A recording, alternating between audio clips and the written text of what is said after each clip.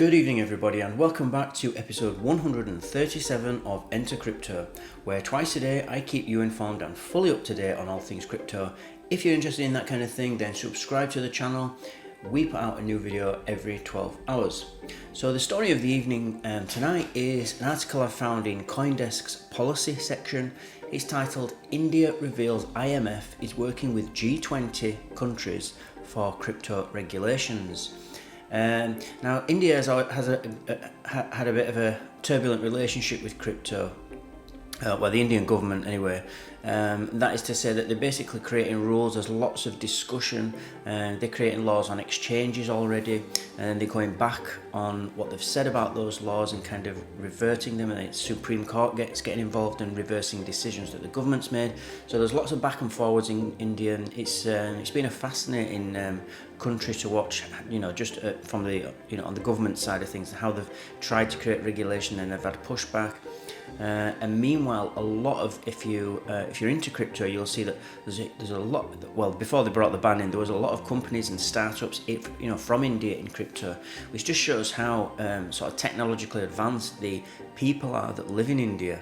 The Indian people themselves, because it is a country that's everybody seems to have access to a phone, and they're big on community, and so everything seems to get shared. So if videos go viral there quite easily, and I know that when I've done in the past, I've done videos about India, whether that's CBDCs or the Reserve Bank of India.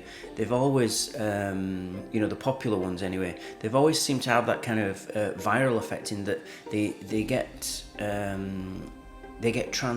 they sort of spread very quickly. When I look back at the analytics on my YouTube studio, they actually it's within India that it's being spread around. So they're very active, when it comes to the internet and online activity. So which is really great. It's really good, great for crypto and crypto adoption. So Indians really do know what they're talking about when we get into crypto. And by that I mean the Indian people. I do not mean the Indian government, because the amount of backwards and forwards and twisting and turning that the government's done on crypto specifically, it's quite embarrassing actually sometimes to watch it. It's just people have, the same person seems to be saying one thing about crypto and then having to go back on what is said because it's not supported. So let's get into this. So it looks like now that anyway that they've reached a point where they're looking for guidance from other countries, or they're looking to see what other countries are doing and how they're dealing with crypto before they actually make any proper laws or full regulate it properly themselves. So let's just jump straight in, and we'll comment during and after as necessary. So AJAY SETH, Secretary for Department of Economic Affairs, said crypto assets are not illegal in the country. For the first time since taking over the G20 presidency, India has officially revealed details of the ongoing work around how to regulate crypto. The IMF is working on a paper in consultation with India that will focus on aspects of the monetary policy and the policy approach to crypto assets, said AJAY SETH, who is the Secretary for the Department of Economic Affairs. SETH also revealed the IMF had led a meeting with representatives of developing economies about the paper in January. The details confirmed CoinDesk's earlier reporting around the IMF's role in the G20's crypto-related discussions. There's going to be a 135-minute seminar on crypto assets on the policy response during a G20 meeting later this month. And for that, again, the IMF is preparing the finalised paper that will form the base, he added. One thing that really bothers me with the IMF, they are into everything. They really, that nothing gets past them. They are really involved in everything. You name the country and you name the asset class, whether it's property, whether it's currency, whether it's crypto, whether it's precious metals, they are involved somehow. It's really weird. So India assumed the presidency of the Group of 20, the intergovernmental forum of the world's 20 largest economies, including the European Union, as a bloc on December the 1st, giving it the responsibility of shaping the group's agenda. On the eve of taking over the presidency, India's Finance Minister Nirmala Sitharaman had said regulating crypto assets will be a priority. Sitharaman reiterated this on Friday, saying, "We are also looking at a global SOP, otherwise known as Standard Operating Procedures, to be available to be agreed upon for regulating crypto assets. For the meeting later this month that will see G-20 finance ministers and central bank governors come together." Whilst recognising the central bank as the authority for issuing crypto, the rest of the assets which are being created outside, which are using very useful financial technologies, even those will have to be discussed because regulation cannot be done by any one country singularly. It has to be a collective action because technology doesn't group any borders, Sitharaman added. And that's something we've been saying for a long time, which is when you're in crypto, it's blatantly obvious. But from the outside looking in, if you're not used to crypto, which a lot of governments are not, it's very difficult for them to come around to the idea that something has no borders, especially when it's new. It's just a very difficult concept to get around. They think that everything has borders, and because governments are so used to having control within their borders, and then even having influence on the international stage, depending on how big that country is, they're just not used to something like Bitcoin, which just doesn't respect them. It doesn't care. It works. So if I want to send money from here to Australia, I can just do it. I don't need to ask the government's permission. And none of it's regulated by the government, and they can't stop me doing it. And they can't stop the person receiving it, and they can't stop Bitcoin network itself. So what do? This is a challenge that governments is just not used to being. They're used to being in control of everything.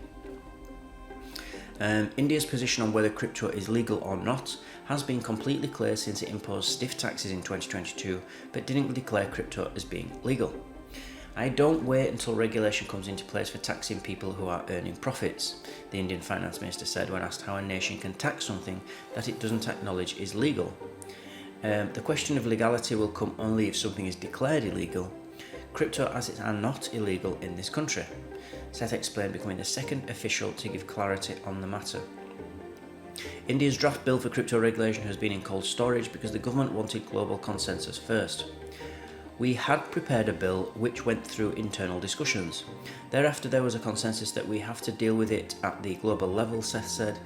"In terms of next steps for India in shaping global crypto policy, the plan is to take the progress of the IMF paper from consensus at the G20 to the Crypto Assets Working Group of the Financial Stability Board, and then all countries put together. Because crypto is an asset class that can be traded across the board, and thus it requires all countries to accept the policy," SETH said. So that's the article.